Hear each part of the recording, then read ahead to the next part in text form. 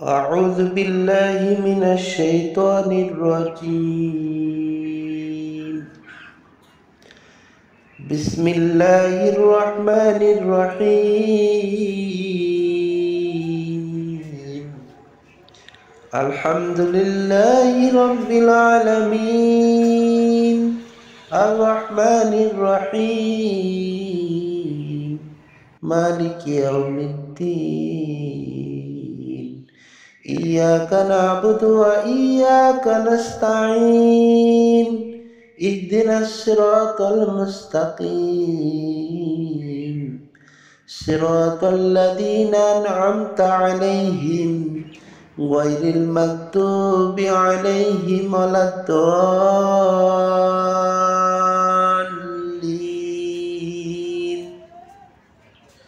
আমি যে সূরাটি তেলাওয়াত করলাম এই সূরাটির নাম সূরা ফাতিহা। আজ আমরা আলোচনা করব পবিত্র কোরআনের সূচনা সূরা আল ফাতিহা সম্পর্কে। এই সূরাটি মুসলমানদের নামাজের প্রতিটি রাকাতে পাঠ করা হয়। এটি শুধু একটি সূরা নয়, বরং পুরা কোরআনের সারসংক্ষেপ বলা যায়। বিসমিল্লাহির রহমানির রহিম।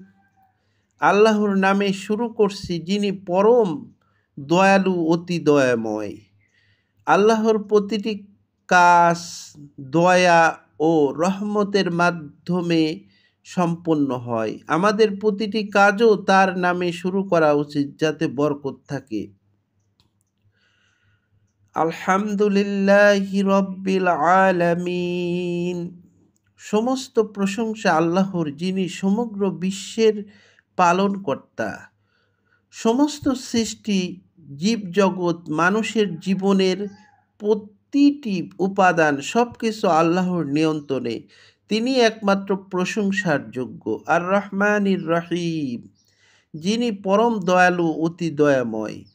আল্লাহ তার বান্দাদের প্রতি অসীম দয়া প্রদর্শন করেন, এমনকি যারা কৃতজ্ঞ নয় তাদের প্রতিও। মালিক ইয়াউমিদ্দিন, বিচার দিবসের মালিক। সেই বিচারের দিন তিনি একমাত্র কৃতজ্ঞশীল। কারো কোনো সুপারিশ বা ক্ষমতা থাকবে না তার অনুমতি ছাড়া। ইয়াকা না'বুদু ওয়া ইয়াকা নাস্তাঈন। আমরা শুধু তোমারই ইবাদত করি এবং তোমারই সাহায্য প্রার্থনা করি। ইবাদত ও সাহায্য চাওয়া উভয়ই আল্লাহর জন্য নির্দিষ্ট। এটা একত্ববাদ, তাওহীদের শিক্ষা দেয়। ইহদিনাস সিরাতাল মুস্তাকিম, আমাদেরকে সরল পথ দেখাও। আল্লাহর সন্তুষ্টির পথে দোয়া, যেই পথে নবী, সত্যবাদী ও সৎ মানুষেরা চলেছেন। সিরাতাল্লাযীনা আন'আমতা আলাইহিম গায়রিল মাগদুবি আলাইহিম ওয়ালাদ-দাল্লিন। সেই পথ যাদেরকে তুমি অনুগ্রহ করছো, তাদের পথ যারা তোমার রোষের পাত্র নয় এবং পথভ্রষ্টও নয়। এটি এমন লোকদের পথ অনুসরণের দোয়া যারা আল্লাহর প্রিয় বান্দা, যেন আমরা ভুল পথে না যাই। সূরা ফাতিহা আমাদের শিক্ষা দেয় আল্লাহই সৃষ্টিকর্তা, দয়াময়, ন্যায়পরায়ণ বিচারক। আমরা তারই ইবাদত করব এবং তারই কাছেই সাহায্য চাইব। এটি জীবনের প্রতিটি ক্ষেত্রের দিক নির্দেশনা ও শান্তির পথ।